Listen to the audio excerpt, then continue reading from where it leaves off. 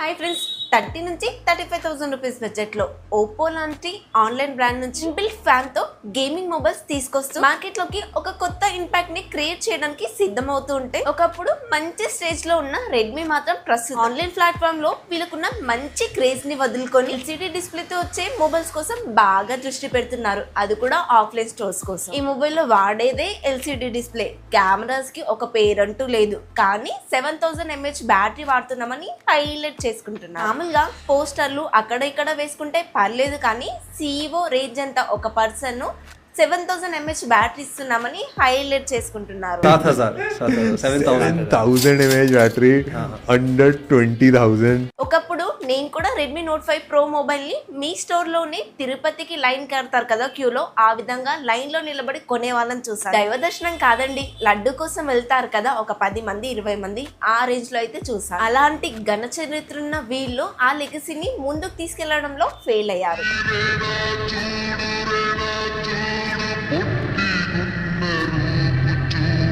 చేవలేని చూపు చూడు, దమ్ములేని నడక చూడు, తొండి చేతిలోపు చూడరా. ఇకపోతే రెడ్మీ 15 మొబైల్ కి సంబంధించిన డీటెయిల్స్ చూసుకుంటే ఇంకా పరిస్థితి దారుణంగా ఉంది. ఈ మొబైల్ కి సంబంధించిన ప్రైస్, అలాగే ఈ మొబైల్ పైన నా ఒపీనియన్ తెలుసుకునే ముందు, మీరు మన ఛానల్ ని కొత్తగా చూస్తున్నట్లయితే, నేను ప్రియాంక, మీరు చూస్తుంది ప్రియాంక టెక్నిక్. రీసెంట్ గా మన ఛానల్ వీడియోస్ అప్లోడ్ చేయడంలో ఒక 2-3 డేస్ అయితే గ్యాప్ వచ్చింది. నేను ఎందుకు వీడియోస్ చేయలేకపోయానో ఒక పోస్ట్ అయితే పెట్టాను, అది చూస్తుంటే కనుక మీకు అర్థమవుతుంది. సో గ్యాప్ అయితే పోయింది. సో ఇక నుంచి మన ఛానల్లో ఎప్పట్లాగానే జెన్యూన్ కంటెంట్ తోటి వీడియోస్ వస్తూనే ఉంటాయి. ఇంకా సబ్స్క్రైబ్ చేయకుండా ఉంటే ఫాస్ట్ గా మన ఛానల్ ని సబ్స్క్రైబ్ చేసేసుకోండి. పాత వాళ్ళు ఉంటే కనుక ఒక లైక్ చేయండి అండ్ హైప్ కూడా ఇవ్వచ్చు కదా.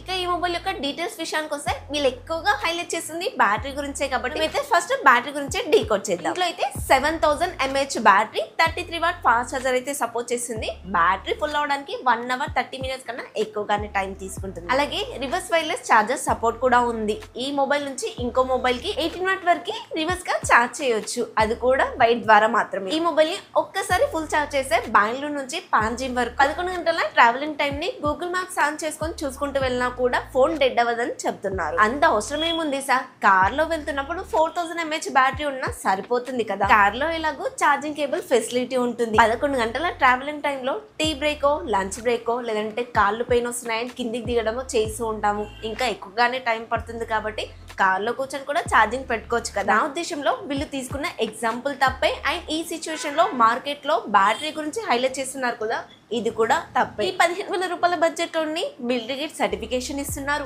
IP68-69 వాటర్ రేటింగ్ ఇస్తున్నారు. ఏమో వీటన్నిటిని మిస్ చేసి కేవలం బ్యాటరీని మాత్రమే హైలైట్ చేస్తున్నారు. వీళ్ళు చెప్పేదాన్ని చూస్తుంటే నాకైతే బ్యాటరీ మాత్రమే ఇంపార్టెంట్ అనుకునే వాళ్ళు మాత్రమే ఈ మొబైల్ కొనాలో ఏమో మరి. ఇక నార్మల్ గా మామూలు డీటెయిల్స్ విషయానికి వస్తే, డిజైన్ ఇంకా బిల్డ్ క్వాలిటీ చూసుకున్నట్లయితే ఫ్రంట్ వచ్చేసి ఫ్లాట్ డిస్ప్లే ఉంటుంది, చుట్టూ ఫ్రేమ్ అంతా కూడా ప్లాస్టిక్ ఉంటుంది, బ్యాక్ సైడ్ కూడా ప్లాస్టిక్ ఉంటుంది. కెమెరా సెటప్ ఏదైతే ఉందో ఇది కొత్తదేం కాదండి, వివోలో చూసాము, ఒప్పోలో కూడా చూసాము. కెమెరా చుట్టూ ఉన్న ఫ్రేమ్ ని మాత్రం ఏరోస్పేస్ గ్రేడ్ మెటల్ వాడమని చెప్తున్నారు. అంత అవసరం ఏముందో నాకు అర్థం కాలేదు. IP64 వాటర్ రేటింగ్ తో వస్తుంది. LCD డిస్ప్లే కాబట్టి ఇది ఎలాగో సైడ్ ఫింగర్ ప్రింట్ సెన్సార్ అయితే ఉంటుంది. మలేషియా లాంటి దేశాల్లో మాత్రం NFC సపోర్ట్ ఉంది అండ్ IR బ్లాస్టర్ సపోర్ట్ కూడా ఉంది.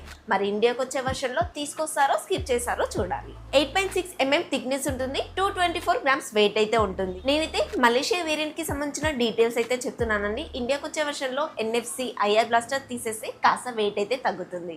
6.9 ఇంచెస్ LCD డిస్ప్లే ఉంటుంది. బెజల్స్ అయితే కాస్త థిన్ గానే ఉంటాయి. 144 Hz రిఫ్రెష్ రేట్ అయితే సపోర్ట్ చేసింది. పీక్ బ్రైట్నెస్ వచ్చేసి 800 nits మాత్రమే ఉంటుంది. డైరెక్ట్ సన్లైట్ విజిబిలిటీలో మాత్రం కొంచెం కష్టమే అవుతుంది. HDR సపోర్ట్ అయితే మెన్షన్ చేయలేదు. ఈ 13,000 రూపాయల బడ్జెట్ లోనే చాలా బ్రాండ్స్ కూడా LCD డిస్ప్లేని ఇస్తున్నారు కాబట్టి ఓకే. సామ్సంగ్ మాత్రమే AMOLED డిస్ప్లే వాడుతుంది. స్నాప్డ్రాగన్ 6 Gen 3 ప్రాసెసర్, ఇదైతే కొత్త ప్రాసెసర్ అండి. 6 నానోమీటర్ మీద బిల్డ్ అవుతుంది. LPDDR4X RAM technology, UFS 2.2 memory technology ఉంటుంది. Android 15 మీద రన్ అవుతుంది. అప్డేట్స్ అయితే 1+2 years అయితే ఎక్స్పెక్ట్ చేయొచ్చు, అవి కూడా లేట్ గానే వస్తాయి. HyperOS 2 తో వస్తుంది. ఫ్యూచర్స్ అయితే ఎక్కువగానే ఉంటాయి, కానీ కొన్ని లాగ్స్ అయితే నోటీస్ చేయొచ్చు. దీంట్లో కొన్ని AI ఫీచర్స్ కూడా మెన్షన్ చేశారు. సర్కిల్ టు సెర్చ్, జెమినై లాంటి ఫీచర్స్ అయితే దీంట్లోనే ఉన్నాయి. ఆండ్రాయిడ్ స్కోర్ వచ్చేసి 4,50,000 వరకు స్కోర్ చేయగలుగుతుంది. ఇదైతే గేమ్ కి పనికిరా. నార్మల్ టాస్క్ లకైతే పర్లేదు, కానీ ఆఫీస్ లో ఉండే ఎక్సెల్ షీట్స్ ఓపెన్ చేస్తా అంటే మాత్రం కష్టమే. బ్యాక్ సైడ్ వచ్చేసి డ్యూయల్ కెమెరా సెటప్ అయితే వాడారు. 50+2 MP. మెయిన్ కెమెరా వచ్చేసి ఏ సెన్సార్ వాడారో మెన్షన్ చేయలేదు. సెకండ్ వచ్చేసి బోకే ఉంటుంది. థర్డ్ వచ్చేసి ఫ్లిక్కర్ సెన్సార్ ఇచ్చారు. ఈ బడ్జెట్ లో OIS సపోర్ట్ చేసే కెమెరా సెన్సార్స్ కూడా ఉన్నాయి, కానీ వాళ్ళు ఇది కూడా ఇవ్వట్లేదు. ఫ్రంట్ వచ్చేసి 8 MP అయితే ఇస్తున్నారు. ప్రాసెసర్ యొక్క క్యాపబిలిటీ వచ్చేసి 1080 30 FPS వరకే. వీళ్ళేమన్నా ముందుకు తీసుకొచ్చి 1080 60 FPS తీసుకొస్తే బాగుంటుంది. 4K అయితే అస్సలు ఎక్స్పెక్ట్ చేయకండి. నాకు కెమెరా కూడా కావాలి అనుకుంటే ఈ మొబైల్ వైపు అస్సలు వెళ్ళకండి. ప్రైస్ వచ్చేసి లీక్స్ ప్రకారంగా అలాగే మలేషియన్ ప్రైస్ ప్రకారంగా అయితే 13,000 నుంచి 15,000 మధ్యలో అయితే ఉంటుంది. వీళ్ళైతే 20,000 లోపని చెప్తున్నారు.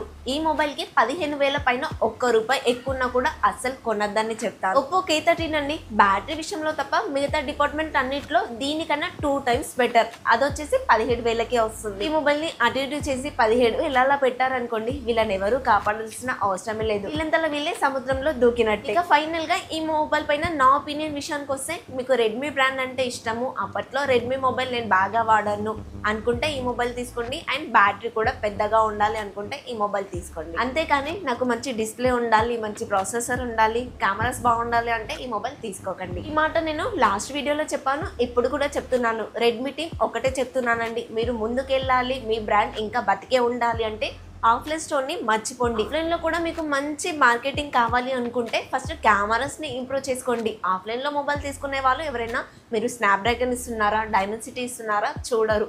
ఓన్లీ కెమెరా ఓపెన్ చేస్తారు, బాగుంటే నచ్చితే తీసుకుంటారు. అక్కడ ఉండే సేల్స్ మ్యాన్స్ కూడా ఇంపాక్ట్ అనేది క్రియేట్ చేయగలరు. అంతేకాని మేము అప్పుడెప్పుడో ఇండియాస్ నెంబర్ 1 ఉన్నాము అని చెప్పేసి ఇలాంటి మొబైల్స్ తీసుకొస్తూ ఉంటే నోకియా లాగా మీరు కూడా కనుమరుగైపోతారు. 4 రోజులు జీతం సంపాదించాలి, కంపెనీని కొంచెం ముందుకు తీసుకెళ్ళాలి అనుకుంటే ఆఫ్లైన్ మీద ఫోకస్ చేయడం మానేసి జనాలకి యూస్ఫుల్ అయ్యే మొబైల్స్ తీసుకురావడం స్టార్ట్ చేయండి. లేదంటే మాకు జాబ్స్ పోయినా సరే, కంపెనీ నాశనమైనా పర్లేదు అనుకుంటే ఇలాగే కంటిన్యూ చేయండి. ఈ మొబైల్ యొక్క కంప్లీట్ స్పెసిఫికేషన్స్ విన్న తర్వాత రెడ్మీ ఇంకా బ్రతికే ఉంటుందని మీకు అనిపిస్తుందా? అనిపిస్తే కనుక కమెంట్లో చెప్పండి.